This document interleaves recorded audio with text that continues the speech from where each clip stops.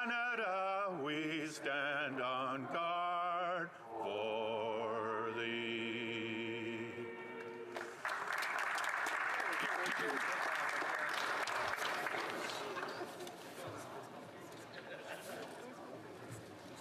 Statements by members. Déclaration de député. The Honourable Member for Etobicoke North. Mr. Speaker, I rise to say thank you to the wonderful people of Etobicoke North for putting their trust in me to serve them, to be there for them on the hard days, to celebrate with them, to fight for their issues, and to be their voice in Ottawa. I hear from our youth, women, men, families, and seniors. They are clear. They want to get through the COVID-19 pandemic, and they are doing their part to get through it because we are a caring community. We lift each other up. We are here for one another, and we fight for one another. I am so grateful to the people of Etobicoke North for all that we have shared over the last 13 years, from anniversaries to graduations and new jobs to remembrance. Our community and people matter. I look forward to the moments we will share and the future we will build together. The Honourable Member for Portneuf-Jacques-Cartier. Mr. Speaker, an exceptional project has become a reality thanks to the perseverance of an inspiring woman named Danielle Dussas-Blond. She has produced a book immortalizing 40 equally inspiring and active women in one of the 18 municipalities in the Portneuf area.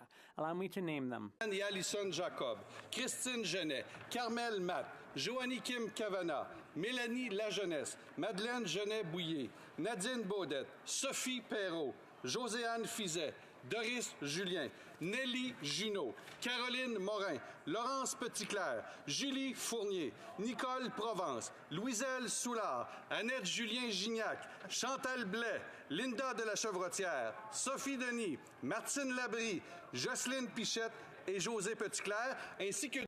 as well as two women's groups from Rivière-à-Pierre and Sainte-Christine d'Auvergne. You will inspire future generations of women in Portneuf. Thank you for promoting Portneuf-Jacques-Cartier. Consider me an ally.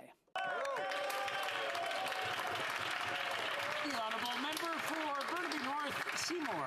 Mr. Speaker, it is with tremendous pleasure that I rise today to address my constituents at home and my colleagues here in this place. I must start by thanking the people of Burnaby and North Vancouver for putting their trust in me for a third term. I also want to say a big thank you to my entire campaign team and to my campaign manager, Tyler Norman, in particular. He not only ran an amazing campaign, he actually got married during the election.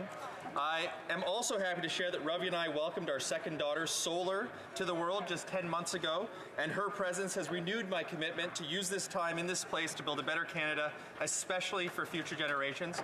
Finally, I want to thank our colleagues. I am still in awe of this historic place, and I still believe in our ability to improve the lives of those people we represent, especially when we work together. And I think our work during COVID was a demonstration of this. After all, it doesn't matter whether you're Liberal, Conservative, Bloc, NDP, Green, or Independent. At the end of the day, we are all on Team Canada. Thank you, Mr. Speaker. The Honourable Member for Belleuil-Chambly. Thank you, Mr. Speaker.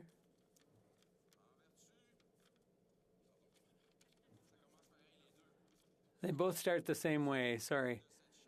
Pursuant to the standing orders, you're not allowed to identify an MP other than by the name of their riding. You also encourage us to call other members honorable. But today, one of the most honorable is among us, a member who made all of Quebec his riding. Initially intimidated, because he is intimidating. I used to call him Mr. Duceppe. More recently,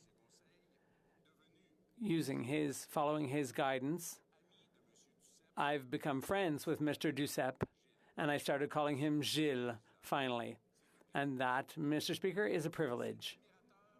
So I went from an admirer to a grateful person, and I'd like to warmly thank Gilles for he transmitted his energy and passion to our member for Lac-Saint-Jean, and he should at least share half of the credit with Yolande. And that also enabled me to find a great friend for Quebec, for the country, for friendship. Thank you, Right Honourable Gilles.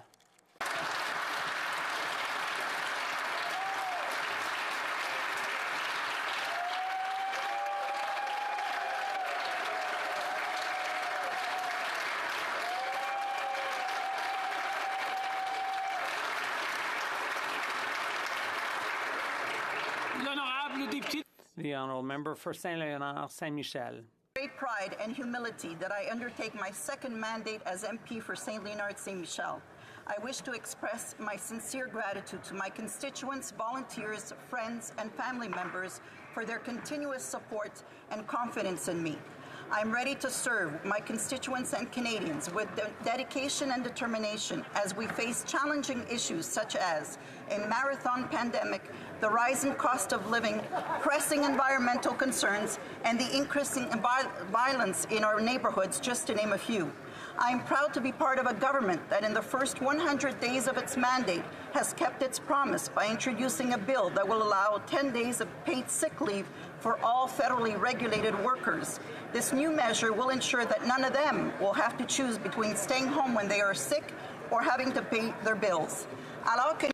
As we move forward together with my colleagues, I will continue to devote my energies to seeking and implementing solutions that will allow Canadians to enjoy a stronger economy, a greener environment, and safer neighborhoods.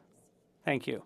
The Honourable Member for Barrie Springwater Oro-Medonte. Mr. Speaker, I'm rising to speak about an unfortunate incident that occurred in Barrie last week.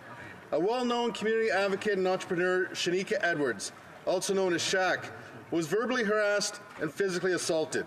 Ms. Edwards founded Shaq's World, which addresses the issues of addiction, homelessness, and mental health challenges for youth in downtown Barrie. While the verbal harassment and physical abuse Shaq experienced are despicable acts on their own, what made this incident even more heinous was that it was racially motivated. Ms. Edwards was sought out, berated, and assaulted because she was a young black woman. She was told to go back where she came from. Shaq was born and raised in Canada in Simcoe County. No person should ever be subject to such racist and derogatory statements and acts. I would encourage Shaq to keep doing her great work. Myself and the people of Barrie are behind you every step of the way. I would also thank the Barrie Police Service for making a speedy arrest in this despicable incident. Thank you, Mr. Speaker.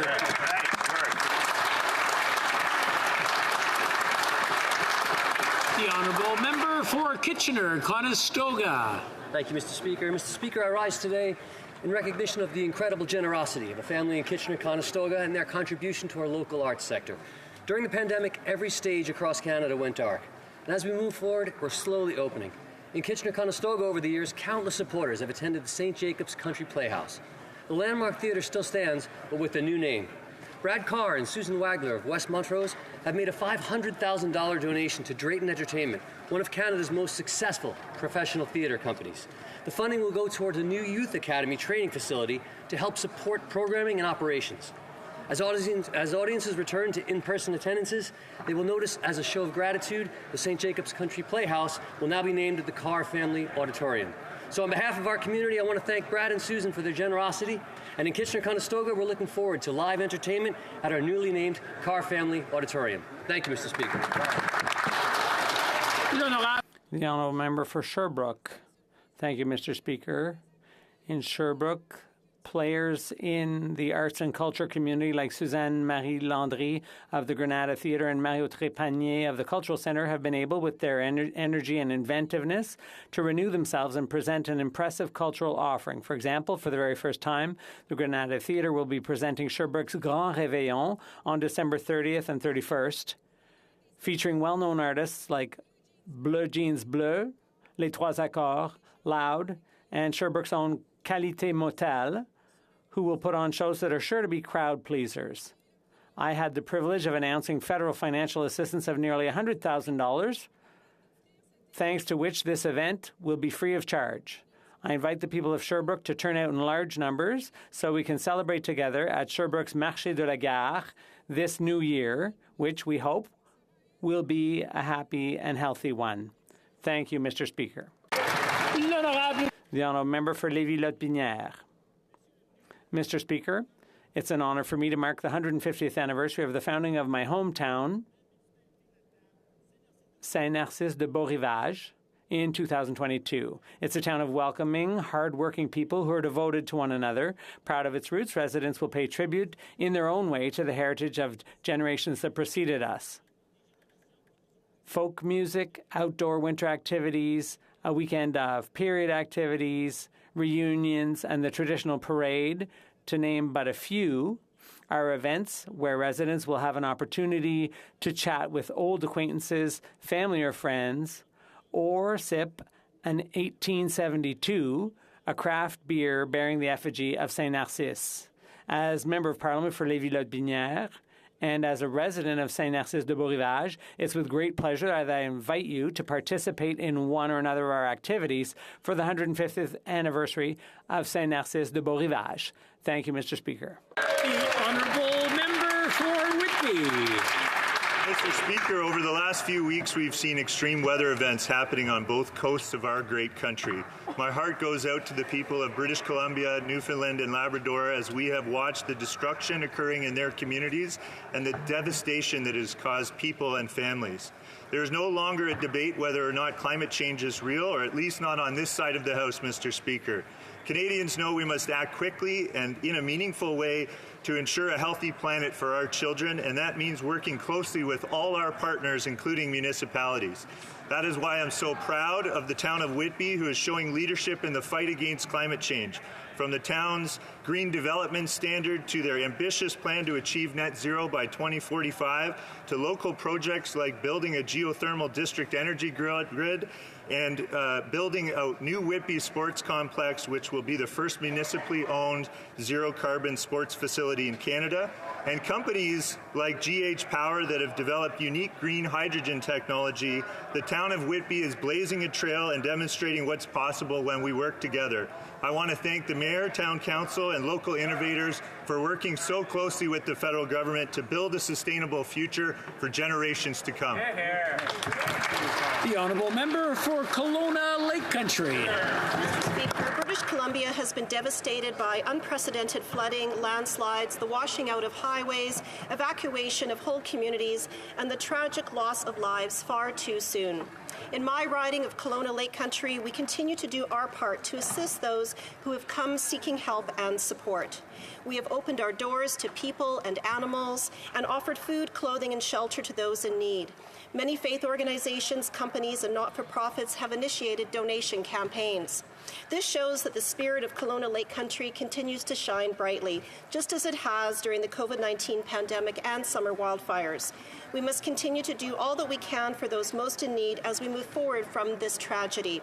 The rebuilding and reopening of our province will not be swift, and all levels of government must come together to ensure a robust recovery and to protect and adapt our communities from future weather events. My heart goes out to all those affected, and thank you to all who are doing their part to help. The honourable member for Bay of Quinte. Mr. Speaker, Omar, a 37-year-old Afghan, was contracted by coalition forces and deployed in his home country for 3 years as an interpreter, working with Canada through often deadly and dangerous missions. When the Taliban took over Afghanistan, Omar feared for his life and family. He fled alone, leaving his family behind to find refuge, walking for 7 days to Iran, getting shipwrecked on his way to Greece, and landing in refugee camps across Eastern Europe. It was Corporal Justin Bronson and his family, a former infantryman from the Royal Canadian Regiment and Bay of Quinte citizen and Canadian citizen, that took in Omar and reunited his family in Canada in mid-October. It was because of Corporal Bronson and his family that Omar and his family found refuge in Canada to avoid the terror, which is the Taliban and Afghanistan. Please join me in congratulating them. The honourable member for York Centre. Mr. Speaker, Friday marks the end of 16 days of activism against gender-based violence. It's an opportunity to come together to call out, speak up, and renew our commitment to end gender-based violence. The dangers women and trans people still face are all too real. In my riding of York Centre, the North York Women's Shelter does essential work empowering women and trans people to move forward into a life free from violence. As an anti-violence centre and shelter, for over 35 years it's provided safety and support for over 11,000 women and children. And recently they opened a brand new facility. The fact that we need even more of these services to protect women and trans people, especially during the pandemic, is unacceptable. Regardless of your gender, as MPs and Canadians, we can and must do more to do better, to stand up, to speak out, and to take action in putting an end to gender-based violence. Bravo. The Honourable Member for Vancouver East. Food bank use in Canada climbed 20% with the pandemic and topped 1.3 million monthly visits. It's the largest increase since the 2008 recession. With the clawback of the GIS, the Canada Child Benefits, and the elimination of COVID emergency benefits, food banks face further increase in demand. Food banks alone don't solve hunger. They are the symptom of the root problem, poverty. And who are the faces of poverty? They are families, women, seniors, people with disabilities, and low-wage earners. They are our friends and our neighbors. Fixed income earners' buying power has been decimated, and we can do something about it. Former NDP leader Ed Broadbent received unanimous support for his motion in 1989 to eradicate child poverty by the year 2000. That was more than 3 decades ago. The Liberal government has a chance to address the affordability crisis with the fiscal update. A guaranteed livable basic income is the path forward. Better is possible. L'honorable député de Lac. The Honourable Member for Lac-Saint-Jean. Mr. Speaker, 31 years ago, Quebec lost one of its most illustrious cultural ambassadors, my grandfather, Jean Duceppe.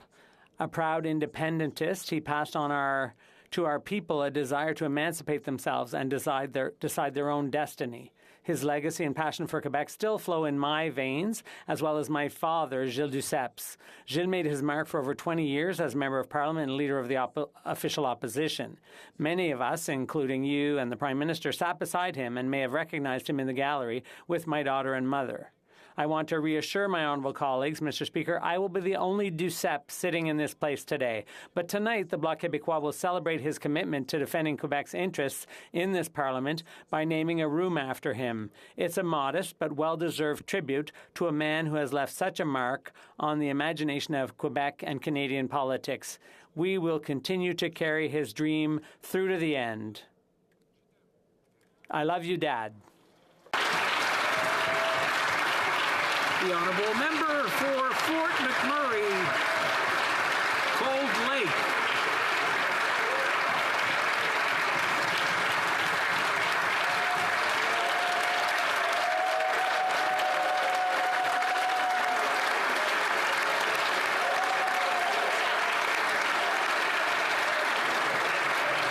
The Honourable Member for Fort McMurray, Cold Lake. Thank you, Mr. Speaker. Fort McMurray is a lot of different things to a lot of different people. To many Canadians, Fort McMurray represented a beacon of hope, prosperity, and a fresh start. To the world's leading oil producers, we're a tough competitor who refuses to lie down. To many elected officials, we're simply a cash cow. And to the fringe eco-activists, we're the enemy. But to me, Fort McMurray has and always will be home. It's where I was born and raised, and Conservatives of every stripe have always had our back. They understand that when Fort McMurray works, Alberta works. And when Alberta works, Canada works. Only Conservatives are fighting for pipelines and energy corridors to secure the long-term viability of northeastern Alberta and to get Alberta energy to the world. Yes. I will not back down from the politicians in this chamber, like the Prime Minister and the Minister of the Environment, who seek to landlock and firewall our oil sands, leaving our workers without jobs. Canada and the world needs Alberta energy. Yeah.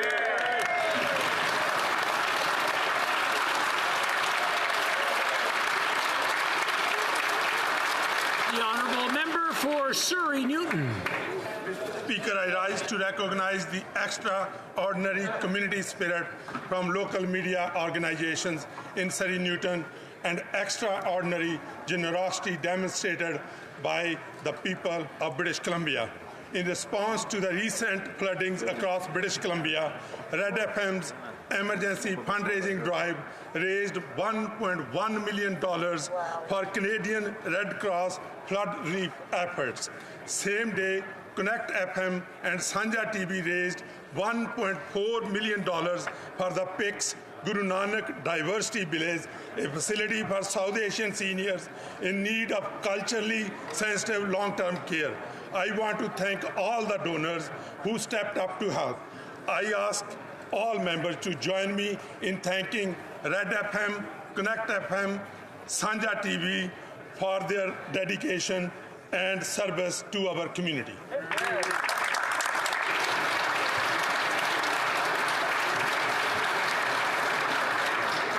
Question orale, oral questions. The Honourable Leader of the Opposition.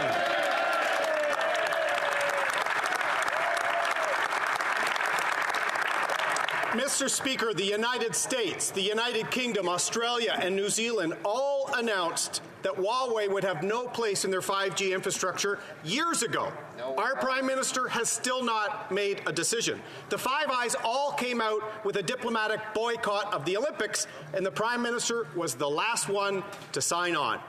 When it comes to the international stage, why is this Prime Minister always the last one to show up? The Right Honourable Prime Minister. Mr. Speaker, our approach has always been to stand up strongly for Canadians, for Canadian interests, for Canadian values, and do that every step of the way alongside our allies in the world. We have done that. We will continue to do that as we express deep concerns about the situation around human rights in China, as we continue to ensure protection for our security while we look at competitiveness for our domestic markets. These are things that we take seriously, that we will always do the right way for Canadians. The Leader of the Opposition. Mr. Speaker, more than a quarter of Canadians have mortgages with a variable rate. The number of high-leverage uninsured mortgages is more than 25%, according to the Bank of Canada. The bank suggested today that it will raise interest rates soon, and some experts predict 5 interest rate increases next year. How many thousands of families are at risk of losing their homes because this Prime Minister has ignored the inflation crisis? The Right Honourable Prime Minister. Mr. Speaker, we are extremely concerned with the rising costs of living faced by Canadians, which is why we have a concrete plan to take action on that, whether it's by investing in childcare, whether it's more support for Canadians, or it's putting forward the most ambitious plan on housing that this country has ever seen, which includes $4 billion for municipalities to help build more supply, while at the same time the Conservatives only had to offer tax breaks for Canada's wealthiest landlords in the last election campaign. Canadians need solutions. That's what we're delivering, not them. The Honourable Leader of the Opposition. Mr. Speaker, higher inflation means higher prices for families. 21% higher for apples, 22% higher for bacon, 33% higher for a house. The Prime Minister says he has a concrete plan, but this government has not committed to keeping the 2% inflation target as part of the bank's new mandate. Keeping the 2% inflation target, Mr. Speaker, is the bare minimum this Prime Minister could do to fight the cost of living crisis. So he talks about a plan, he talks about being there for Canadians. My question is simple. Will the government mandate the Bank of Canada to maintain its 2% target? Yes or no? The Right Honourable Prime Minister. Mr. Speaker, even though the Conservatives are offering the bare minimum, we are interested in offering much more to Canadians. Yes, we will renew the mandate of the Bank of Canada, but we will also continue to step up with record investments in housing and things like the rent-to-own program, in a municipal accelerator that's going to put more housing across the country, in more support for rural Canadians on housing. We have a concrete plan to invest in housing. The Conservatives only offered massive tax breaks to wealthy landlords as their solution to the housing crisis. That's not what Canadians need. The Honourable Leader of the Opposition. Canadians should be worried when the Prime Minister and the Finance Minister won't answer a simple question about fighting inflation, keeping the 2% target. What are they going to do for Canadians who are struggling? He doesn't think about monetary policy. He doesn't think about interest rates. He thinks budgets will balance themselves. How bad does the cost of living crisis have to get before this Prime Minister gets a grip? The Right Honourable Prime Minister. Mr. Speaker, while the Conservative Party flails around and offers personal insults, we are focused on Canadians. We are focused on investing tangibly to counter the housing crisis, whether it's $4 billion for municipalities, whether it's investments in $10 a day childcare right across the country, whether it's support for seniors, support for young families. We are there. We will continue to be there for Canadians while the Conservatives play political games and throw mud. That's right. The Honourable Leader of the Opposition. Monsieur le Président. Mr. Speaker, inflation has never been as bad as it is now. It is the increased cost of everything, fruits, meat, gas. The list is long and Canadians are concerned. This government has not given the mandate to the Bank of Canada to keep the inflation target at 2%. Will the government maintain the 2% target, yes or no? The Right Honourable Prime Minister. Mr. Speaker, the Leader of the Opposition knows full well that we will make an announcement very shortly on this. The reality is that we're focusing on the challenges that Canadians are facing. That is why we are investing massive amounts in housing and helping municipalities to create more housing. We are investing in more childcare spots across the country. We are investing to help seniors, young people. We are here to help Canadians. The Conservatives on housing are only offering tax credits for the richest Canadians so they can sell their real estate. That's not what Canadians need. We will continue to be there for Canadians. The Honourable Member for Bel-Air-Chambly. Mr. Speaker, under the new regulations, whether you travel by land or plane in Europe, the U.S., or in a country in Africa, whether you come in or out of the U.S., the rules are different. Travelers will face health procedures that will mean they will have to do things that even asterisks wouldn't have to do. Why does Canada not put in place reassuring rules and procedures that are clear, reciprocal, like the ones imposed in the U.S.? The Right Honourable Prime Minister. Mr. Speaker, the COVID crisis has required changes based on science and the situation. Canadians know full well this, and they know that our government will be here with the measures that are required to support them no matter what the situation. I understand that there are new rules in place, and I understand that it can be confusing for those who wish to travel and who may have to travel, but the vast majority of Canadians need us to do everything necessary to keep them healthy and safe. That's what we've been doing since the beginning of the pandemic, and it's not something we're going to stop now. The Honourable Member for Bel-Air-Chambly. Let's clarify, Mr. Speaker. Imagine, let's give an example. The Prime Minister travels to Egypt.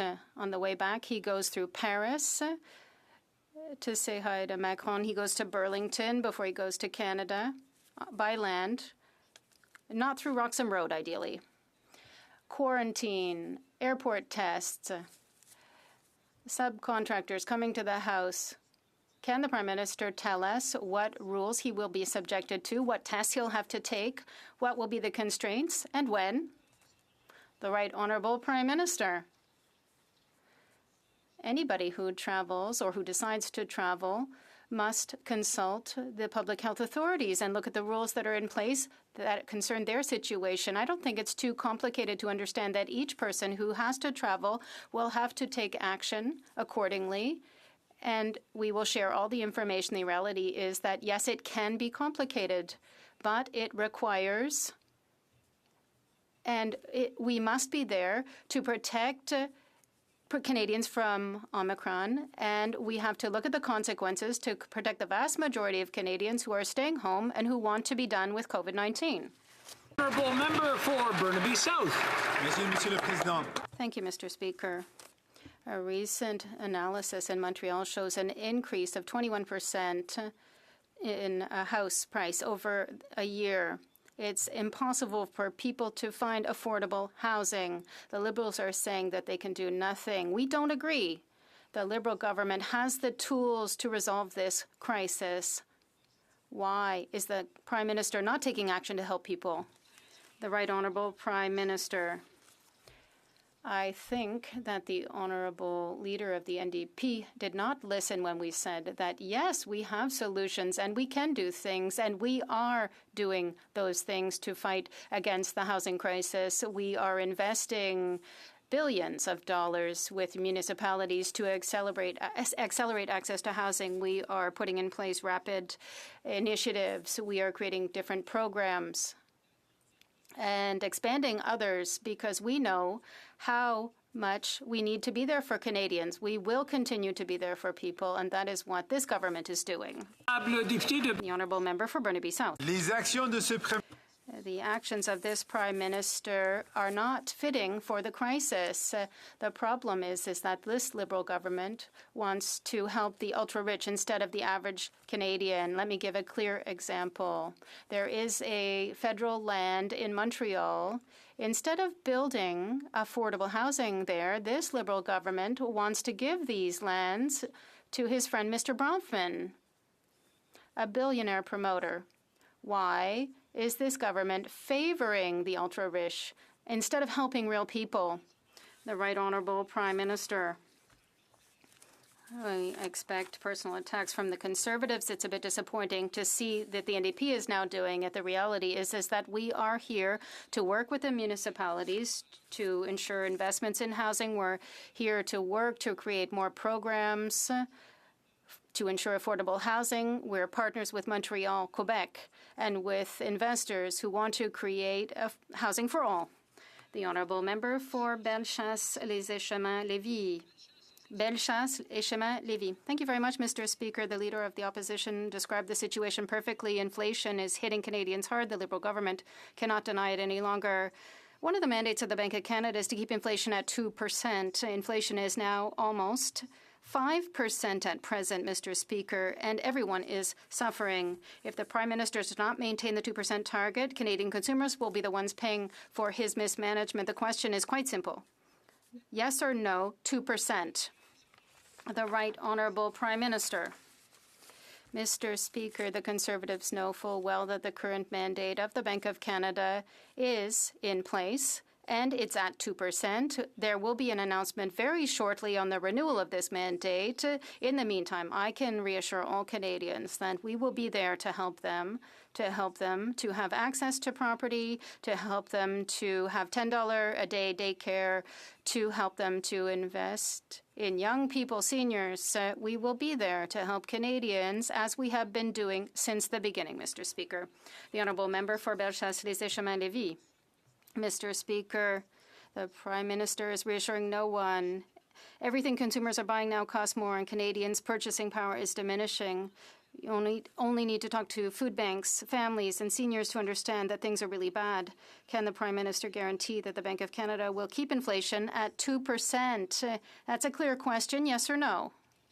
The Right Honourable Prime Minister. The member must know that the Bank of Canada is independent and must remain independent from politics. But yes, we will continue to work with all respect for jurisdiction of the Bank of Canada to ensure that Canadians are well served. And that is why we are investing in housing, in childcare spots, in assistance for seniors, young people, and workers. We promise to be there for Canadians, despite the Conservatives who wanted us to invest less in Canadians during the pandemic. We are still there to help them as they need it. The Honourable Member for Bellechasse-les-Échemins-Lévis. Galloping inflation is pushing prices up, Mr. Speaker. Canadians are suffering. Many can barely pay for groceries. Others are giving up their dream of buying a home because real estate prices have risen by 33%. The government's attitude is a frontal attack. Can the Liberal government show some compassion and notice that Canadian consumers have had enough? The question is simple. The Right Honourable Prime Minister. I think it's a bit surprising from a member who campaigned on a single promise on housing for the Conservative Party, that is to give massive tax credits to real estate owners. That's not going to help families buy a home. It's the Liberal Party instead that has and had a concrete plan to invest with municipalities to create housing, to ensure affordability and the access to housing for first-time home buyers. We're here to help Canadians. Every step of the way, the Conservatives want us to do less. We won't do less. We'll do more. The honourable member for Foothills. What did the Prime Minister's office when Bud the Spud from the Bright Red Mud rolled into Ottawa looking for help? They sent them to City Hall. Whoa. But it was Conservatives who brought the Spuds back to Parliament Hill so they couldn't be ignored. Yeah. But potato growers in Prince Edward Island are frustrated that they're hearing nothing from their Liberal MPs. Well, 300 million pounds of potatoes sit idle, hundreds of jobs have been lost, and dozens of family farms are at risk. So will the Prime Minister do the right thing? Will the Prime Minister end his self-imposed export ban on PEI potatoes before Christmas? Yes or no? The Right Honourable Prime Minister.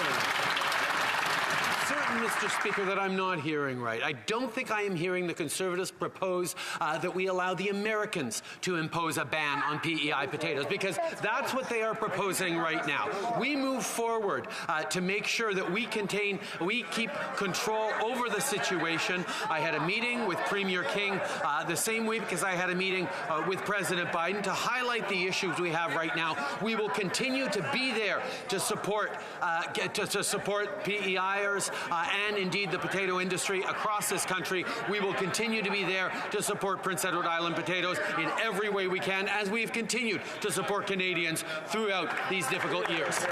Honourable member for Foothills. So what the Prime Minister has just admitted that they self-inflicted a wound before the United States did anything. And he's admitted that this decision was based on politics, not science. In fact, the Agriculture Minister has said the same thing. And the Liberal Member of Parliament from Cardigan said, absolutely, there's no doubt politics is involved in this dispute with the United States.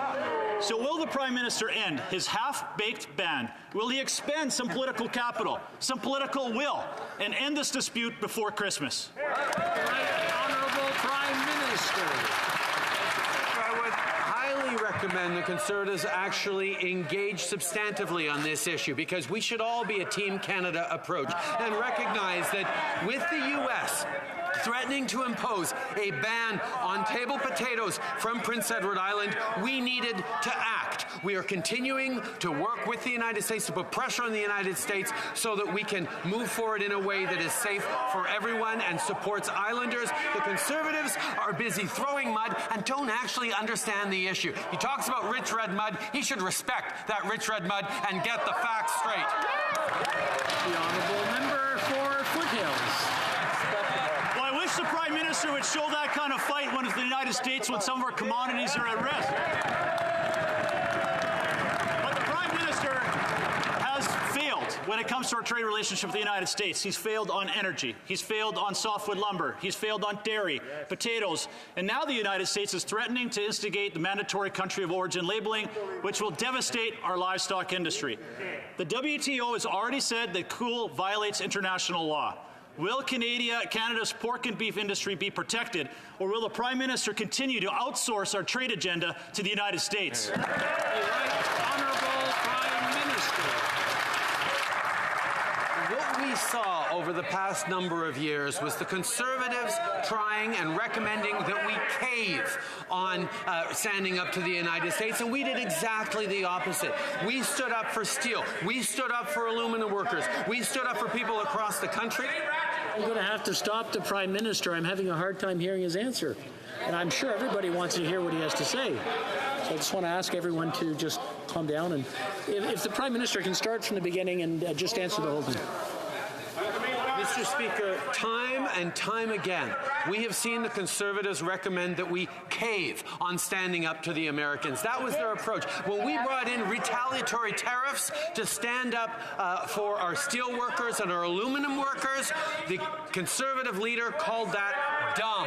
Mr. Speaker, every step of the way, whether it was renegotiating NAFTA, whether it's standing up for steel and aluminum workers, whether it's standing up for our auto workers, whether it's standing up for agricultural workers, this government has been there. The Conservatives have been playing politics and losing the plot. The Honourable Member for Avignon, La Métis, Matane, Matapédia. Mr. Speaker, Greater Montreal is suffering from a wave of shootings and tragedies. The Prime Minister should be doing everything possible to fight against illegal guns, but that's not what he's doing with Bill C-5. With C-5, he's eliminating mandatory minimums for importing guns and for the use of these guns during the commission of an offense. The Prime Minister is even eliminating these mandatory minimums for repeat offenders guilty of possessing illegal firearms. How does C-5 help to reduce gun violence in Montreal? The Right Honourable Prime Minister. Mr. Speaker, we recognize the extent to which this is a huge challenge in Montreal and across the country. That's why we're taking this issue seriously with investments of $125 million to create a cross-border group to put an end to illegal gun trafficking, $250 million to support community programs against gangs, $327 million for police to have the tools they need to better detect and prevent crime, and at least $1 billion to help the provinces and territories like Quebec to ban handguns. We will be there. We will continue to be there to fight against violence, with gun violence. The Honourable Member for Rivière-du-Nord. Mr. Speaker, to fight violence in Greater Montreal, the Mayor of Montreal and the Quebec government are asking the federal government to take action against illegal firearms. However, the first real action the Prime Minister has taken since the election in the area of illegal guns is to table C-5 to abolish mandatory minimums. I quote the Minister of Public Safety for Quebec, who said it's important for the federal government to send the message that it's taking this seriously. Mr. Speaker, does the Prime Minister think that tabling C-5 in the middle of a wave of shootings is sending the message that it's actually taking this seriously? The Right Honourable Prime Minister. Mr. Speaker, we are taking concrete action to help to fight against this gun violence. There are many measures that can be taken.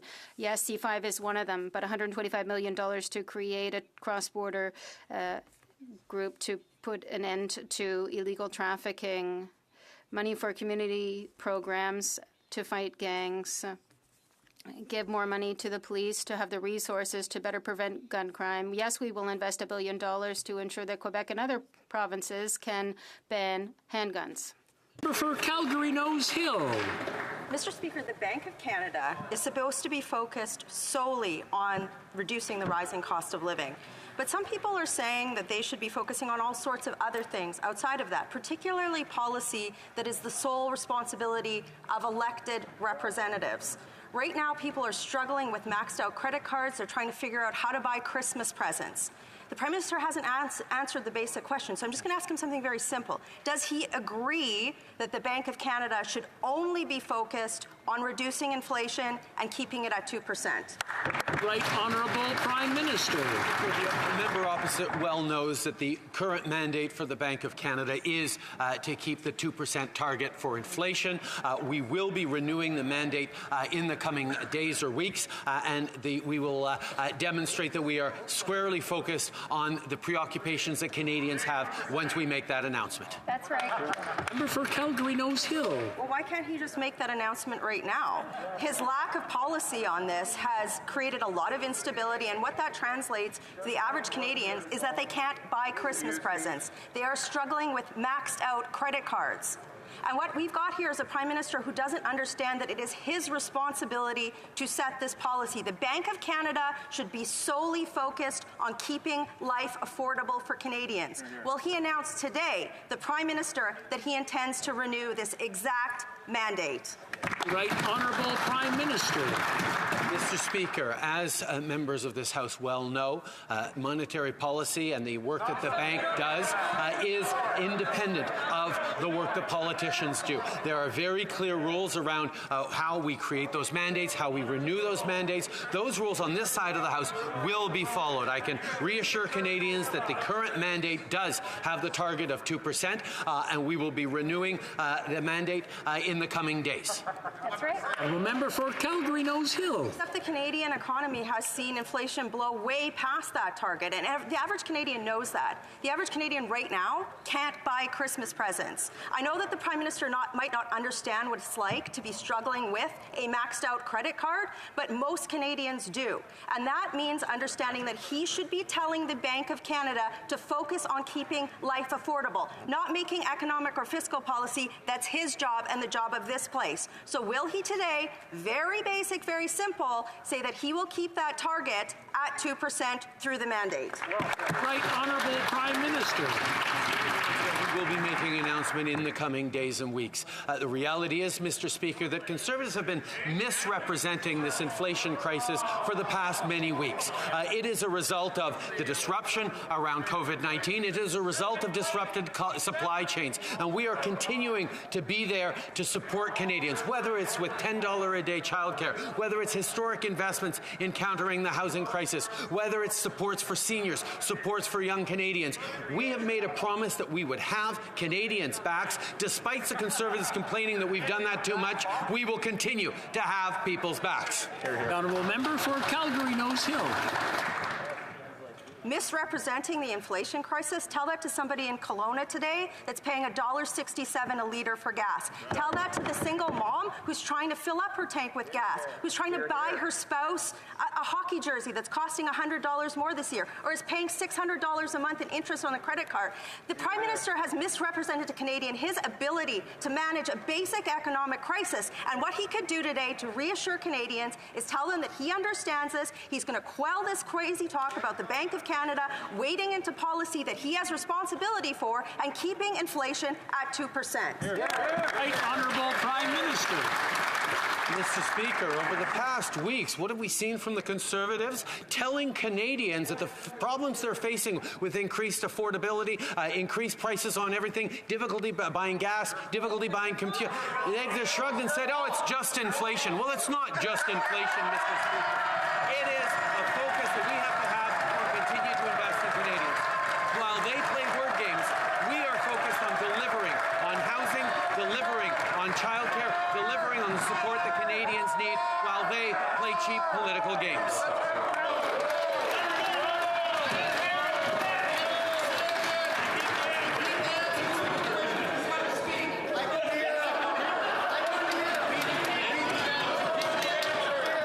Order! The Honourable Member for Burnaby South. Mr. Speaker, a recent survey of young Canadians between 18 and 24 across major cities in Canada has found that the vast majority of them don't believe they'll ever be able to own their own home. I'm going to ask the Honourable Member for Burnaby South just to pause for a second. I'm having a hard time hearing him. Everybody wants to hear the question. Okay, the Honourable Member for Burnaby South from the top, please. Thank you, Mr. Speaker. A recent survey of young Canadians between 18 and 24-year-old across major urban centres in Canada has found that the vast majority of them believe that they'll never be able to own their own place. Rent is going up.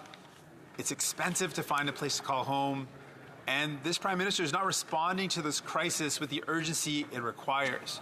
So what does this Prime Minister have to say to young people who've given up on ever being able to own their own home, who are worried if they can ever find a place that's in their budget?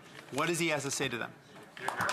Honourable Prime Minister. Mr. Speaker, every Canadian deserves a safe and affordable place to call home. That's why in 2017 we brought in the National Housing Strategy that has supported the creation of nearly 100,000 new units, repaired over 300,000 more across all housing programs, and helped families get the housing they need. We've had a particular focus on first-time home buyers, on young home buyers, with things like the First-Time Home Buyers Incentive, like the Rapid Housing Initiative, like the Canada Housing Benefit, like waiving the fees for purchasing a new home. These reducing those fees. These are things we've taken specifically to help young people buy a home. We're going to continue to do those. The Honourable Member for Burnaby South. Mr. Speaker, the Prime Minister can continue all he wants. He's been in power for 6 years, and in those 6 years, housing prices have gone up. It's more unaffordable. It's harder to find a place to call your own after 6 years of this government being in power. And so the government says, what can they do? Well, they can do a lot. There are some concrete steps they can take. They can end blind bidding.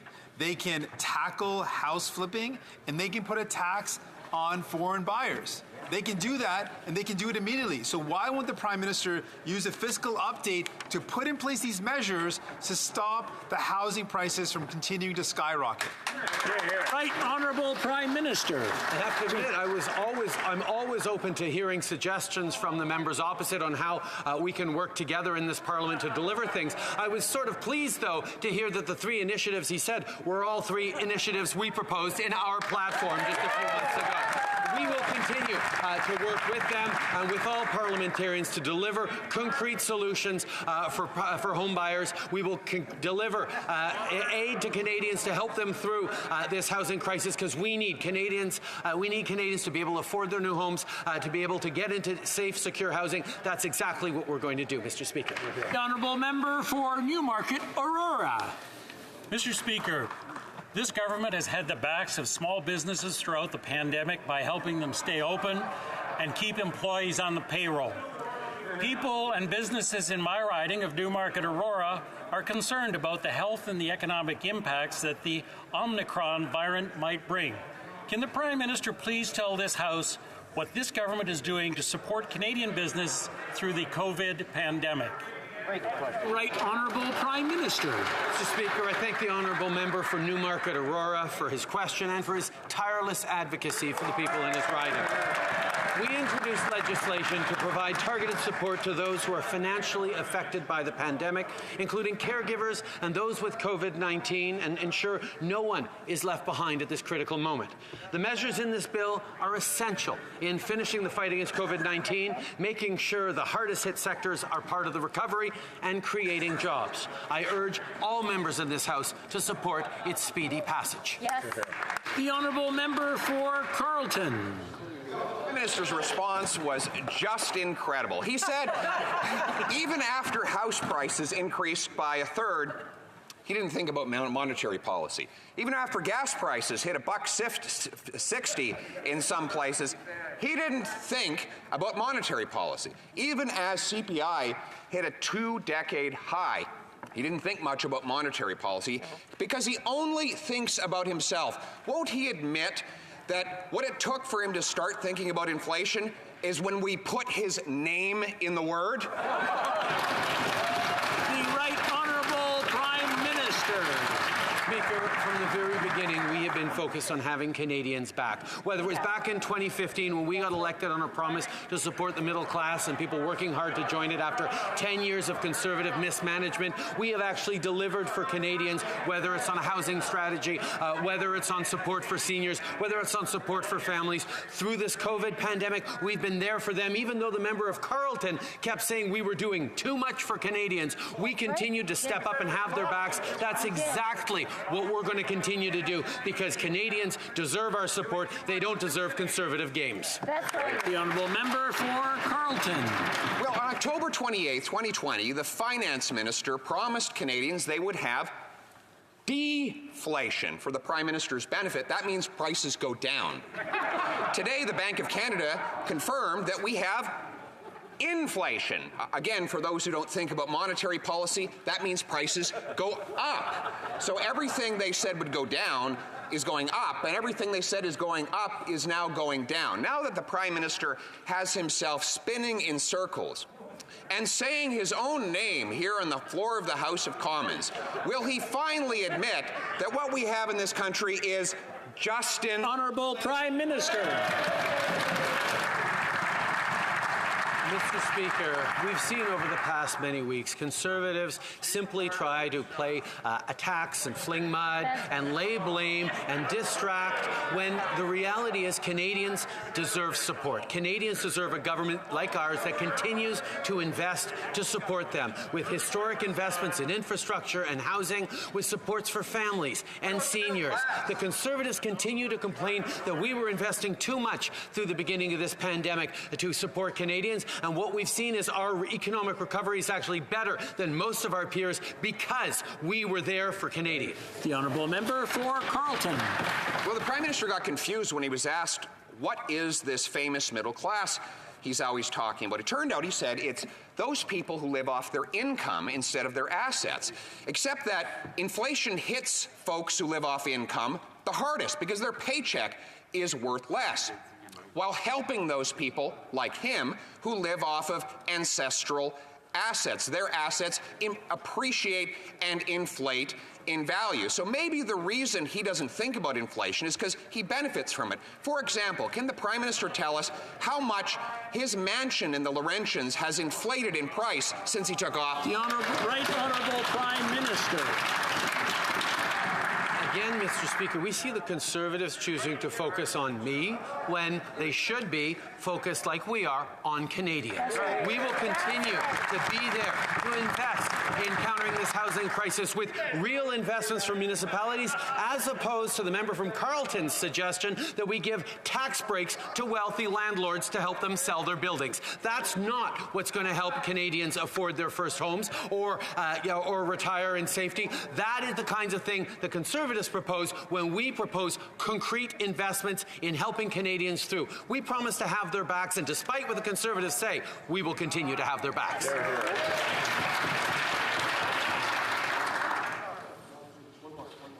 Here's got another one. Is there no? Okay. The Honourable Member for Carleton.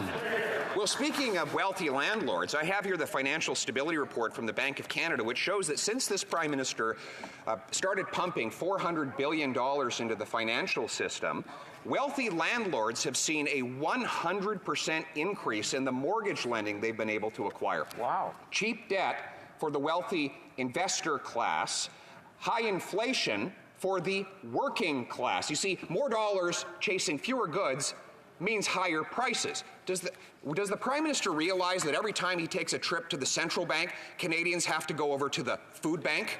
Right Honourable Prime Minister. Mr. Speaker, a question like that from the Conservatives might have a shred of credibility had it not been for the fact that their entire plan on fighting the housing crisis in the last election was about giving a $500 million tax break to wealthy landlords to help them sell their buildings. That is the kind of approach that Conservatives take while they're trying to attack the Liberal government.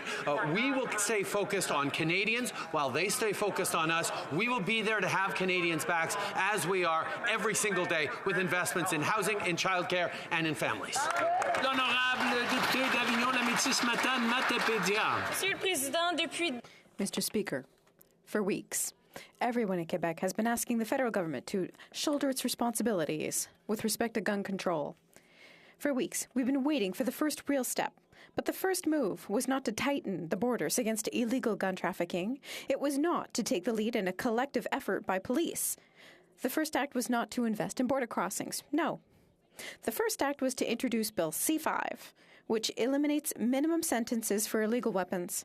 Does the Prime Minister think that the streets of Montreal will be safer after C-5 is passed? Premier Minister. The Right Honourable Prime Minister. Nous avançons le projet. Mr. Speaker, we've tabled C-5 because we know that it's going to work to help reduce violence. It will help police to arrest criminals, and it will also fight against systemic discrimination, which the Liberal Party has recognized, but the Bloc is so-so on recognizing. We've invested significant sums to fight arms trafficking. We'll continue to support our police forces in their ability to deliver, and we've invested $1 billion to help Quebec ban handguns entirely. The Honourable Member for Rivière-du-Nord. Mr. Speaker, the Prime Minister is completely out of touch. Today, the priority is to fight violence in Montreal. His priority should be to fight illegal gun trafficking at the borders. His priority must be to prevent weapons from reaching the streets.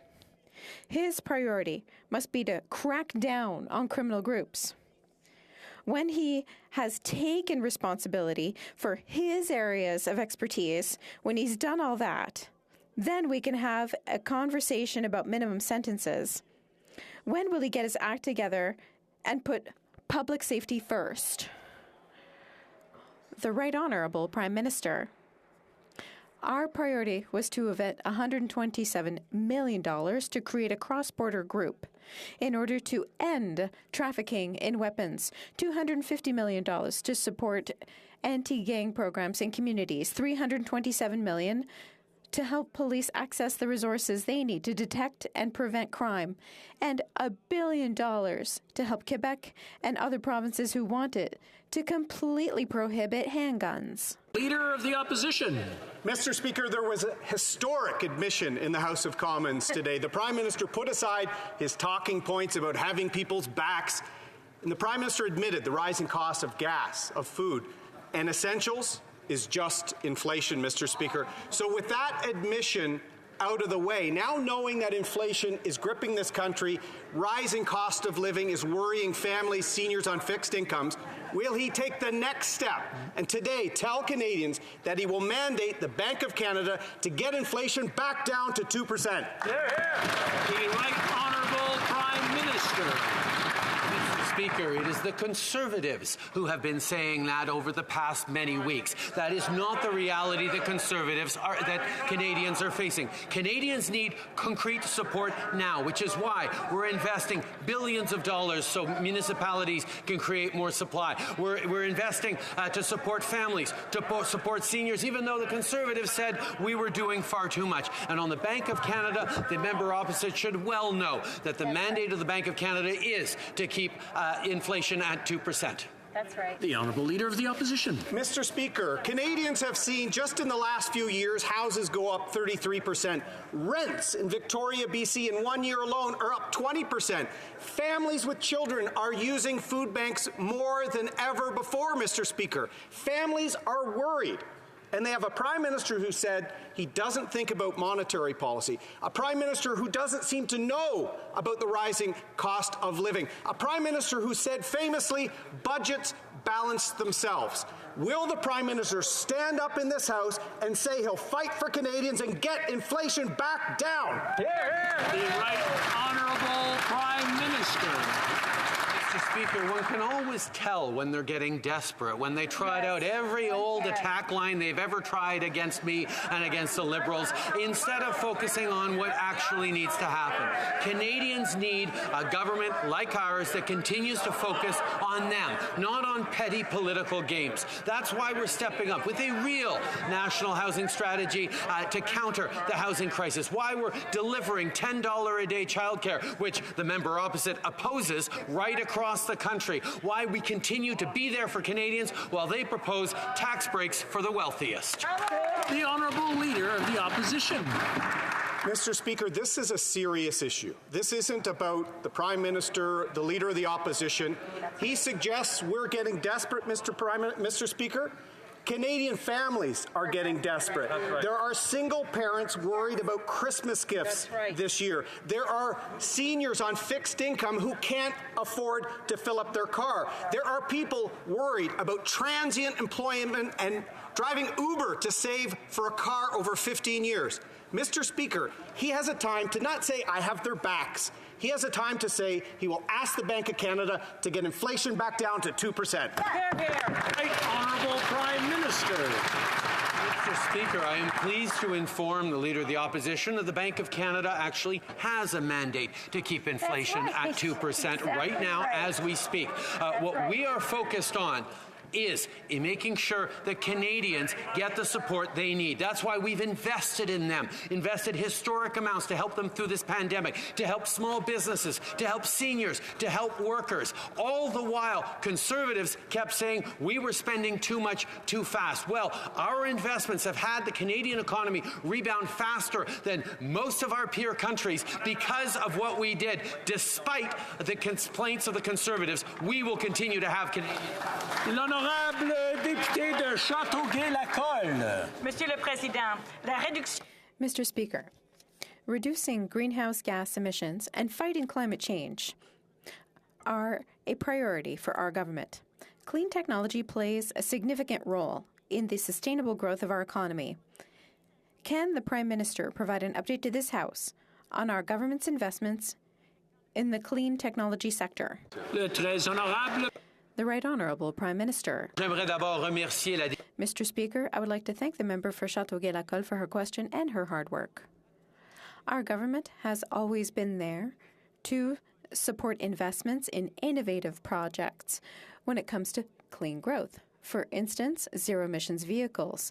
We're making them more affordable for Canadians. We're also supporting the development and production of aluminum without a carbon footprint, and we're investing in Atlantic provinces. We will continue to invest in clean technology to ensure that we have sustainable growth for our economy. The honourable member from Mégantic-l'Érable. How on earth did the Prime Minister allow his government to repeat the mistakes of the past? Canadian citizens have gone through hell and are still going through hell in quarantine hotels. No cleaning services, babies without milk, mothers without diapers for their babies, revolting meals. Does that remind the Prime Minister of anything? How can he accept such poor treatment of Canadians? The Right Honourable Prime Minister. Mr. Speaker, we will always be there to try and help Canadians who are caught in difficult situations. We're going to ensure that there's an understanding of rules at the border. However, our main priority is to keep Canadians safe, and we have to implement measures, even if they're difficult or complex, to ensure that the vast majority of Canadians who are staying in Canada can be protected from COVID-19. That's what we've been doing from the beginning.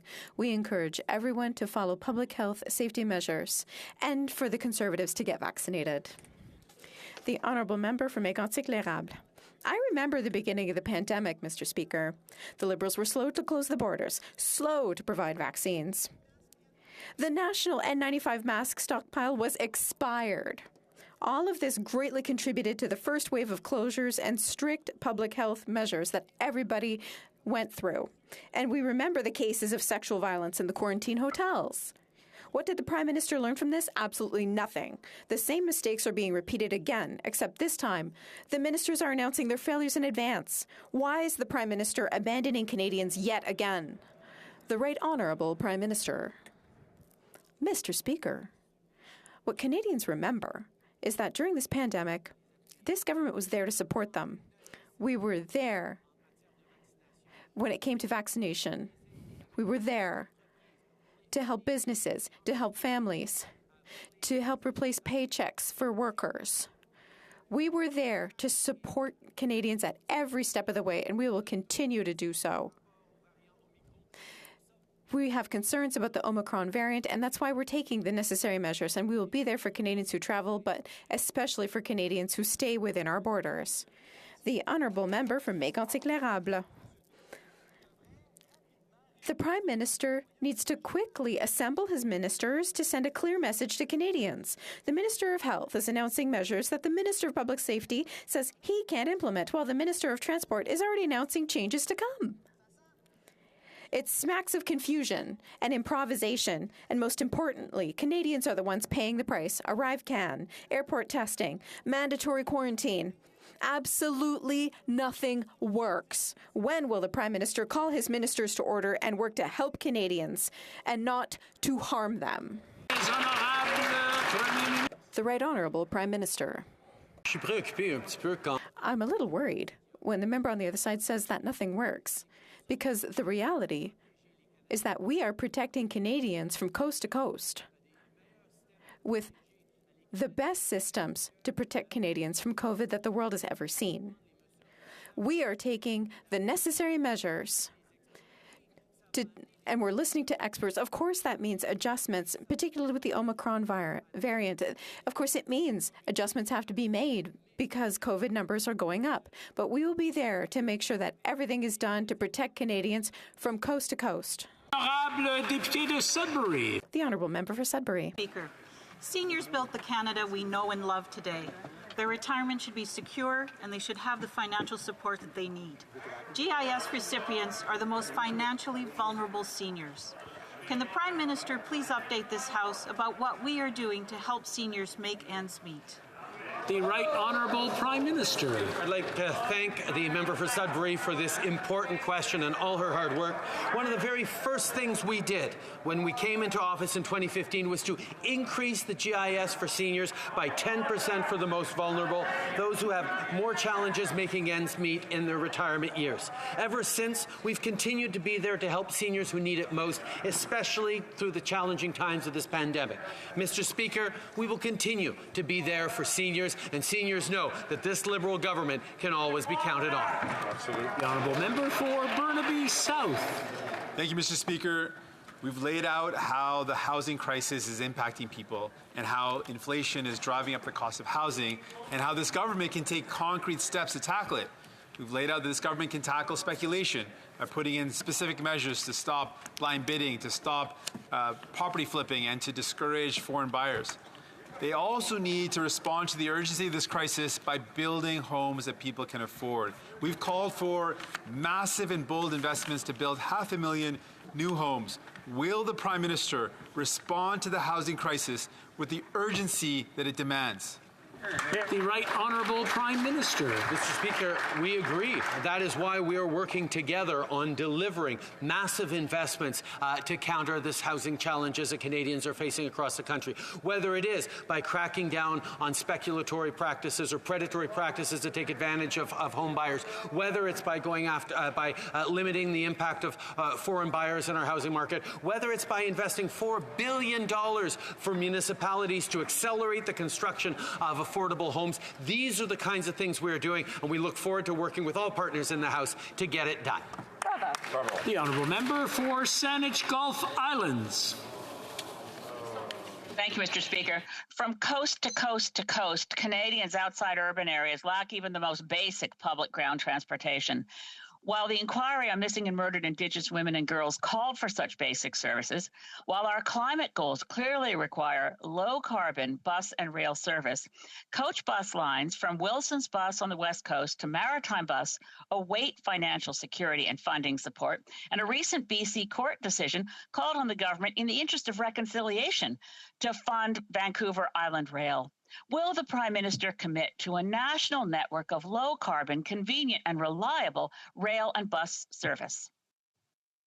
The Right Honourable Prime Minister. Mr. Speaker, from the beginning of this government's first mandate in 2015, we put forward historic amounts of money to invest in public transit across the country to support provinces and municipalities moving forward on investments in transit that's going to keep people safe and reduce carbon emissions. That is what we have consistently done, including now with a permanent, ongoing public transit fund that is going to support municipalities, large and small, across the country with investing for the future. We know there is much more to do, and we look forward to continuing to work with all members in this House, including the Honourable Member, to get that done. Bravo. I'm afraid that's all the time we have for today. C'est tout le temps que nous avons. It being 3:15 p.m., pursuant to order made on Thursday, November 25th, 2021, the House will now proceed to the taking of the deferred recorded division on the amendment to the motion of Mr. O'Toole relating to the business of supply. Convoquez les députés. Call in the members.